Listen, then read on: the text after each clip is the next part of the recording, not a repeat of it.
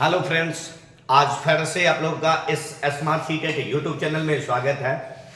तो मेरे भाई, अभी हम लोग लगे हुए हैं सीटेट दिसंबर 2024 में, और हम लोग जैसा देख रहे हैं 3 बार ऑनलाइन एग्जाम के बाद पैटर्न में कुछ बदलाव आए हैं। उसमें से साइंस और 1 to 5 के जो सब्जेक्ट वाले पार्ट्स में उसमें कुछ लेवल हाई किया गया है। तो मेरे दोस्त, साइंस वाले लोग जो भी तैयारी कर रहे होंगे, तो साइंस में यदि क्लास 6, 7 और 8 की बात कीजिएगा मेरे भाई, तो केवल क्लास 6, 7, 8 के एनसीईआरटी से अब कुछ होने वाला है नहीं।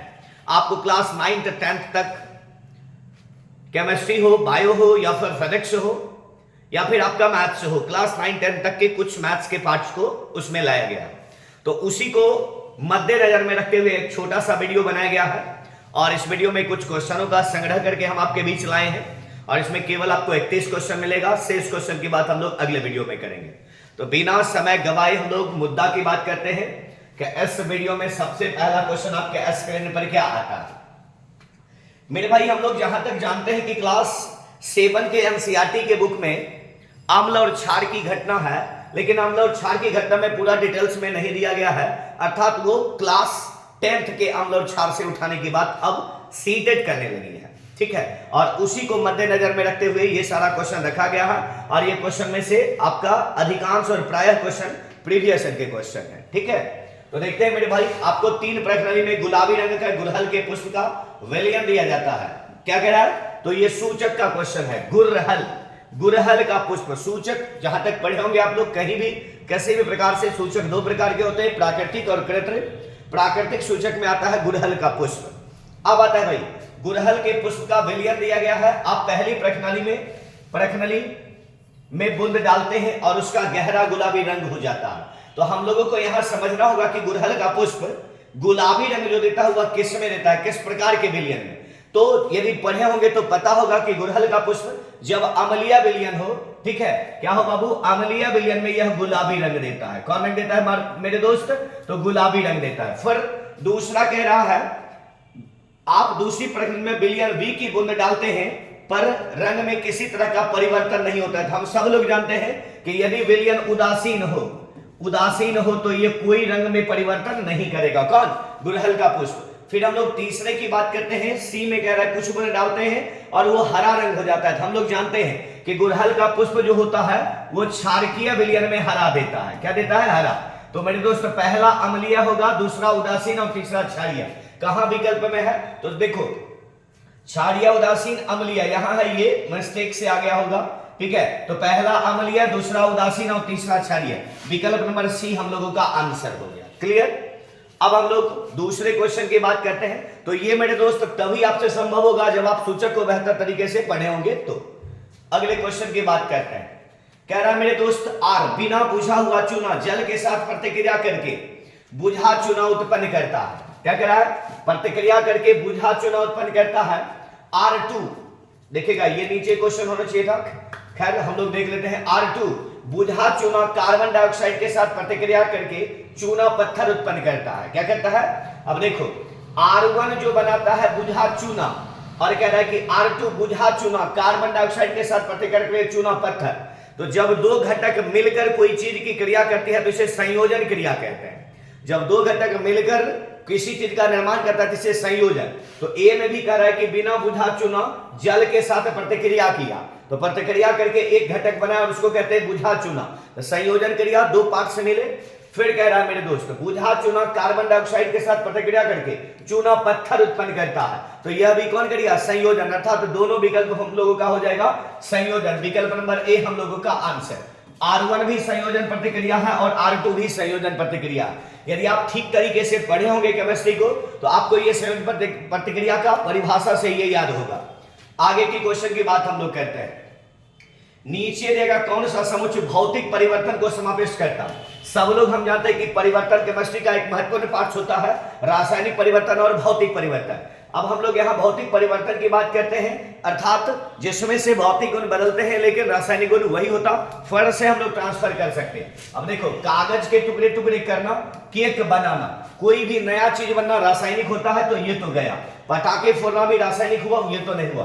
पानी उबलना, भोजन पकाना, लोहे में जंग लगना, तो तो भोजन पकना, नया चीज ज्यों ही बना रासायनिक परिवर्तन हो गया।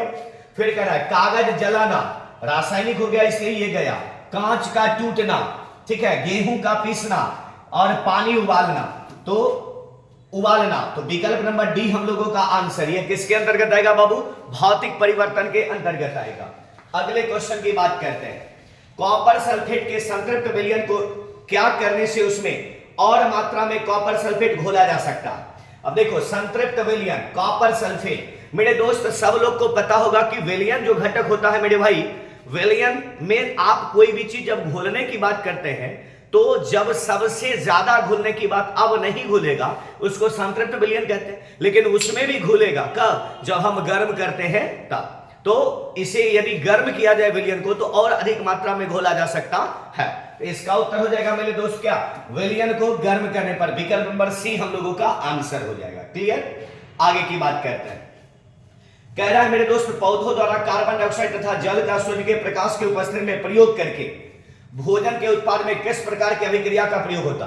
कार्बन डाइऑक्साइड तथा जल के सूर्य के प्रकाश, भोजन का निर्माण करना। तो मेरे दोस्त भोजन का निर्माण करना कौन क्रिया होती है? तो प्रकाश संश्लेषण की क्रिया होती है। कौन क्रिया होती है मेरे दोस्त? प्रकाश संश्लेषण की क्रिया होती है। और ये प्रकाश संश्लेषण की क्रिया रासायनिक परिवर्तन है। कौन है मेरे दोस्त? तो रासायनिक परिवर्तन है। कौन परिवर्तन है मेरे भाई? रासायनिक परिवर्तन है। और हम लोग जानते हैं कि इसमें कई घटक मिलकर फिर करते हैं एक चीज का निर्माण, और वो होता है पादप का भोजन। तो इसको भी कौन क्रिया कहेंगे? तो संयुक्त अभिक्रिया। विकल्प नंबर कितना मेरे दोस्त? तो सी नंबर आंसर हो जाएगा। क्लियर? आगे की बात हम लोग कहते हैं। कह रहा है बाबू जब अम्ल ए को क्षार बी में डाला जाता है और सी बन जाता है जिसके साथ बहुत मात्रा में ऊष्मा उत्पन्न होती है, सी का प्रयोग प्लास्टर ऑफ पेरिस के उत्पादन में किया जाता है। तो ए, बी और सी की पहचान कीजिए। तो सबसे पहले हम लोग जानते हैं कि पेरिस और प्लास्टर का निर्माण कैसे होता है? तो कैल्शियम सल्फेट। क्या होता है मेरे दोस्त? तो कैल्शियम सल्फेट होता। तो सी नंबर विकल्प में हम लोग देखते हैं कैल्शियम सल्फेट कहां। अब देखो सल्फ्यूरिक अम्ल, यहां क्या कहना है? ए अम्ल ए को क्षार बी में डाला जाता है, ठीक है। सल्फ्यूरिक अम्ल को पानी में डाला, चूने के पानी में, तो बनता क्या है? Calcium sulphate. और इससे किससे का निर्माण होता है? तो इससे निर्माण होता है पेरिस ऑफ प्लास्टर का, ठीक है, प्लास्टर ऑफ पेरिस का। विकल्प नंबर डी हम लोगों का आंसर हो जाएगा। आगे की बात करते हैं मेरे भाई। निम्नलिखित में से कौन सा विधि का प्रयोग रेत नेप्थालीन, अब देखो रेत जिसको बालू कहते हैं, नेप्थालीन, ठीक है, ये ऊर्ध्वपातित पदार्थ है। फिर आता है नमक, इसको किस विधि से हम लोग अलग करेंगे?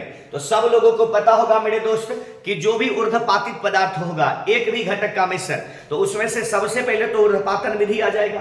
तो हम लोग देखते हैं कि ऊर्ध्वपातन कहां है? तो ऊर्ध्वपातन विधि एक में यहां है और यहां भी है।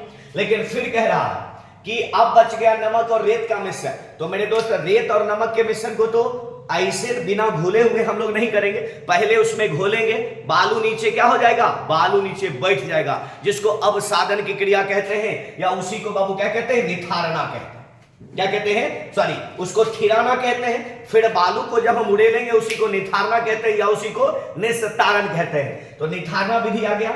छानना, उसी में से हम लोग छान भी, सॉरी देखिएगा यहां पर थे हम लोग, विकल्प नंबर ए में थे।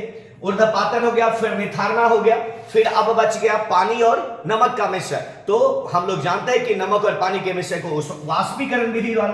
तो इसमें से कितना घटक आ जाएगा? विकल्प नंबर बी हम लोगों का आंसर हो जाएगा। क्लियर?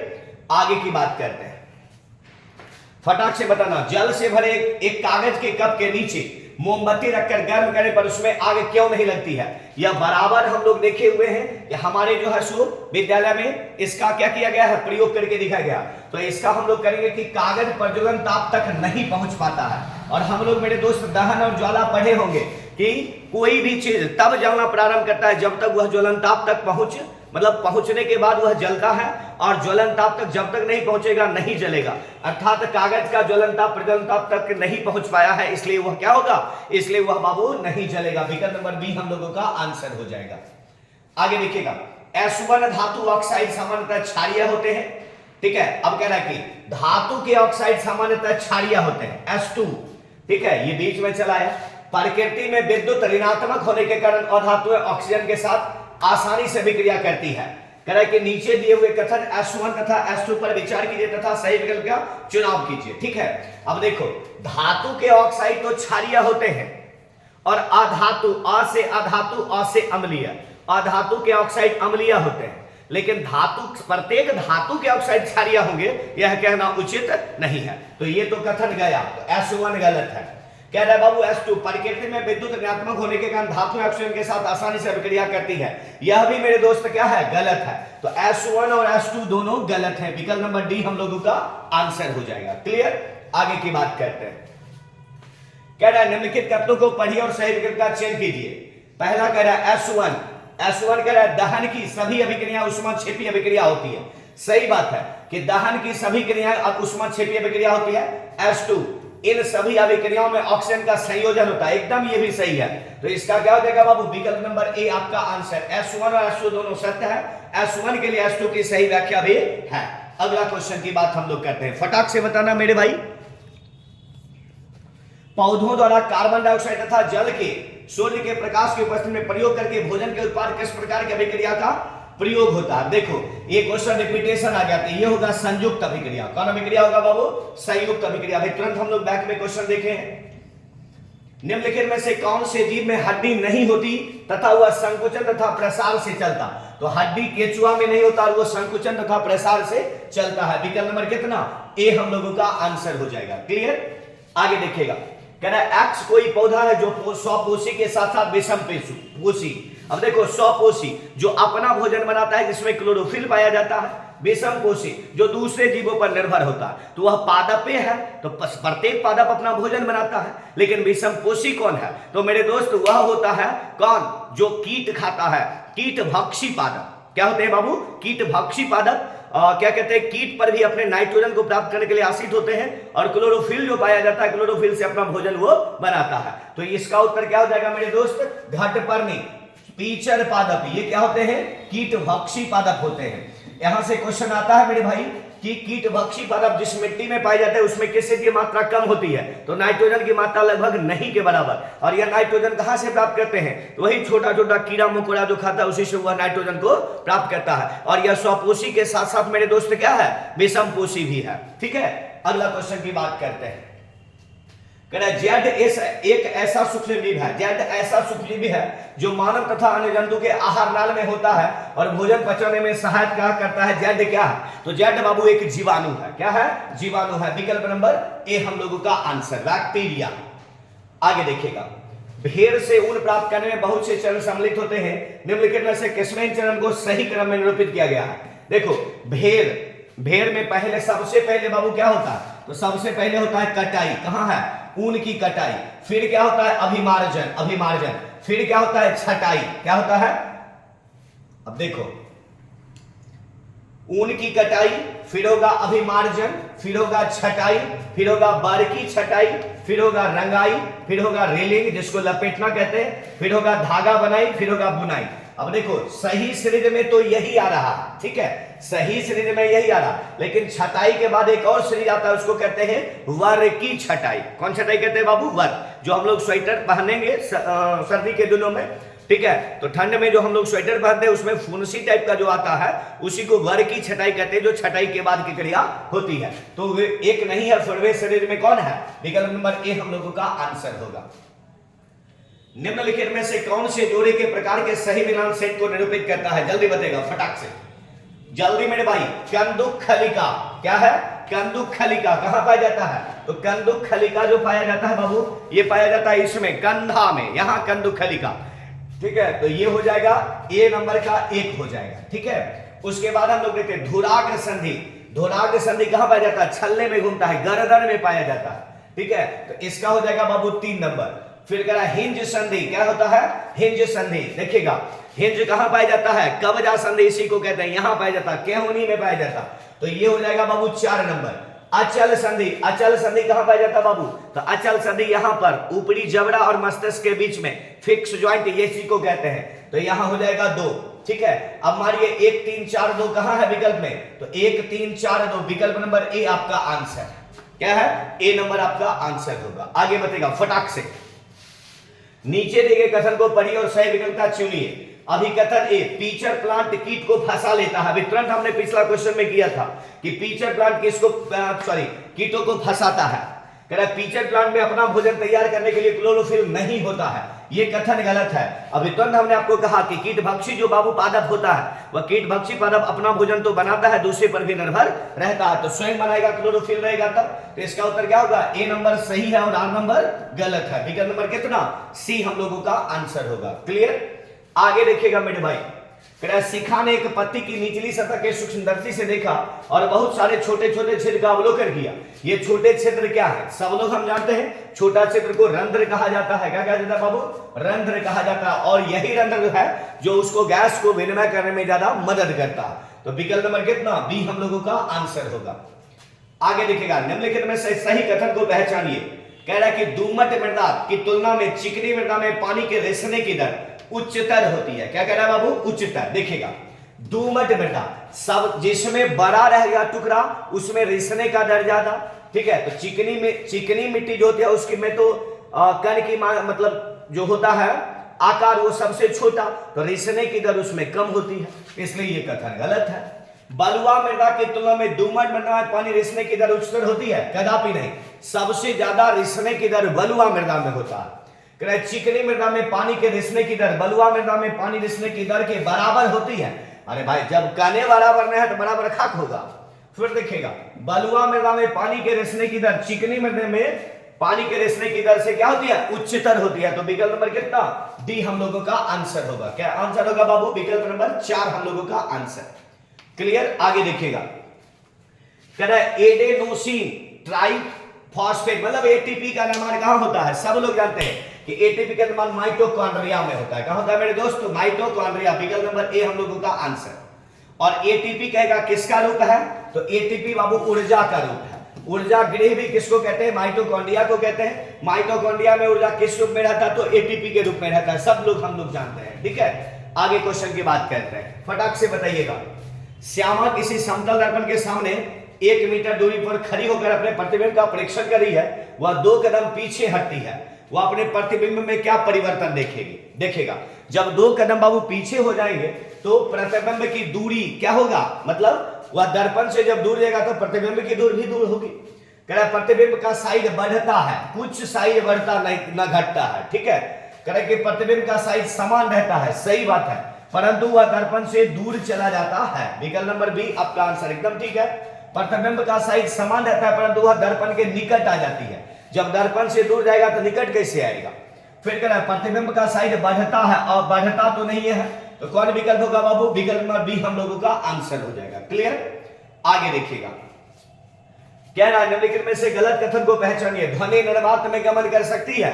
तो सबसे पहला कथन ही क्या है? गलत है। ध्वनि को गमन करने के लिए क्या चाहिए बाबू? माध्यम चाहिए। ध्वनि निर्वात में गमन नहीं करती है, लेकिन जब प्रकाश को पूछेगा कि प्रकाश की चाल सबसे तेज कहां होगी, तो निर्वात में होगी। कहां होगी? निर्वात। ध्वनि कौन सी वस्तु उत्पन्न करती है? तो कंपायमान वस्तु ध्वनि उत्पन्न करती है। ध्वनि के महत्वपूर्ण कितने गुण है बाबू? तो 3 गुण है। परावर्तन, ठीक है, आवृत्ति, आयाम और क्या है? एक गुणता है। और ध्वनि के किस गुण के कारण हम सुन पाते हैं? तो परावर्तन के कारण सुन पाते हैं, ठीक है। तो इसका आंसर हो जाएगा विकल्प नंबर ए आपका आंसर। नीचे दिया गया कौन सा समुच्चय ऐसे द्रव्य को समावेश करता है जो पी करता है? पी जो विद्युत का अच्छा चालक है। अब देखो, अच्छा चालक आपको समझना होगा।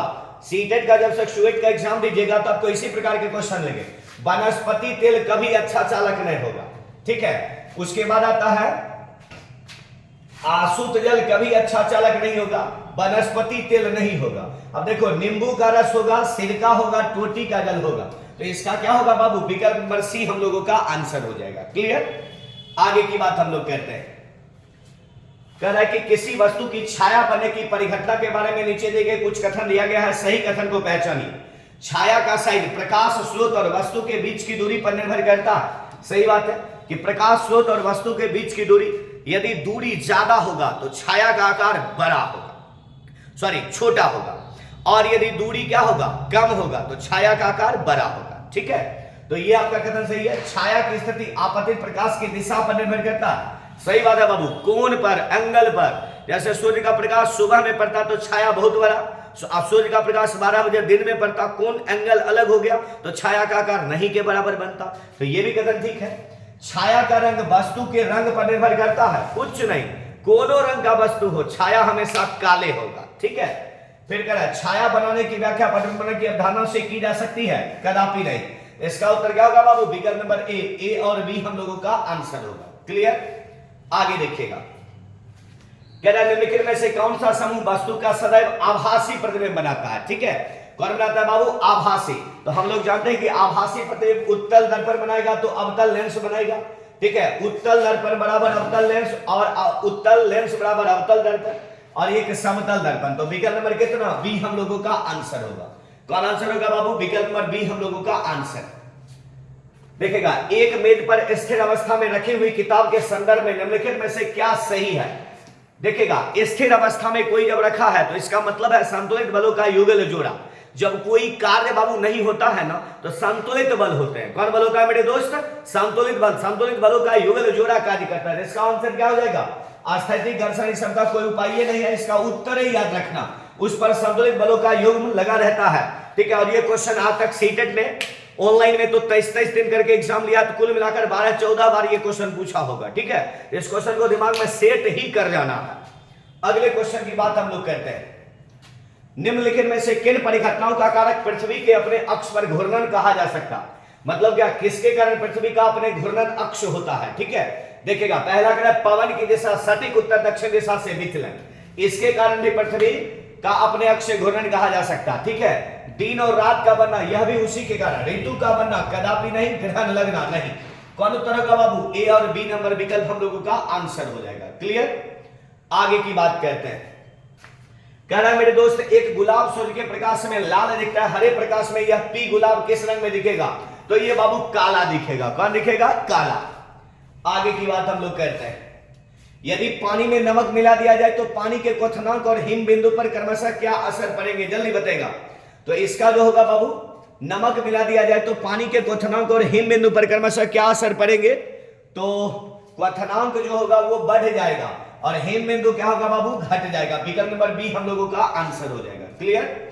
आगे की बात कहते हैं, कह रहे वर्षा के उपरांत अशुद्धियां निलंबित कर नीचे बैठ जाते हैं। देखो, यदि कहेगा, यहां से एक क्वेश्चन समझ लीजिए, यदि कहेगा कि एक मुट्ठी बालू को पानी में रखा जाए और नीचे बालू का बैठ जाना क्या कहलाता है? तो अवसादन। क्या कहलाता है? अवसादन। और एक और लैंग्वेज में इसको थिराना कहते हैं। क्या कहते हैं? थिराना। लेकिन यहां कह रहा है वर्षा के बाद अशुद्धि का निलंबित कर का नीचे बैठना, तो वर्षा के बाद जब वो बैठता है तो उसको भारण कहते हैं। क्या कहते हैं बाबू? भारण। विकल्प नंबर बी हम लोगों का आंसर होगा। क्लियर? देखा, वह कारक जिस पर किसी वस्तु के प्रतिबिंब का निर्माण नहीं करता है, वस्तु का आकार, प्रकाश स्रोत से वस्तु की दूरी, प्रकाश स्रोत के सापेक्ष वस्तु की स्थिति, वस्तु का रंग, सबसे मतलब किस पर निर्भर नहीं करेगा बाबू? तो वस्तु के रंग पर निर्भर नहीं करेगा, ठीक है। तो आज हम लोग सीटेट दिसंबर 2024 को मद्देनजर में रखते हुए आज 31 क्वेश्चन की बात किए हैं, साइंस के क्वेश्चन की बात किए हैं। तो मेरे दोस्त इसको देखिएगा और जुड़े रहिएगा। प्रयास रहेगा कि आप लोग के लिए यूट्यूब पर भी वीडियो कुछ प्रयास करते हैं जब जब, ठीक है। कुछ दिन पहले वीडियो को अपलोड करना शुरू किया गया था, लेकिन तबीयत के खराब के होने के कारण आप लोगों को यूट्यूब पर वीडियो देखने को नहीं मिला। तो फिर से हम प्रयास करेंगे कि आप लोग को वीडियो मिलता रहे। तो जो लोग जुड़े हैं, ठीक है, वह सारे लोग यदि अभी तक चैनल को सब्सक्राइब नहीं किए हैं और आपको लग रहा है कि यहां से कुछ फायदा होने वाली है मेरे भाई, तो चैनल को सब्सक्राइब करें, लाइक करें और मेरे दोस्त प्रत्येक व्यक्ति एक व्यक्ति को शेयर अवश्य करें, क्योंकि हमारी पहचान आपसे है। तो फिर मिलते हैं अगले क्लास में नए वीडियो के साथ। तब तक के लिए धन्यवाद।